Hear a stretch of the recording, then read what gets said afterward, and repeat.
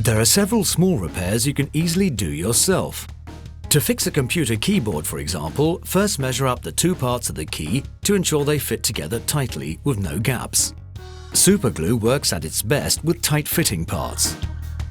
Using a very slight pressure on the tube, add a very thin bead of glue to one of the parts, ensuring there's just enough glue to cover the whole bond area when the bond is made. Carefully line up the second part and press together for at least 10 seconds. Do not move the bond during this time, as this could disrupt the curing process. That's it!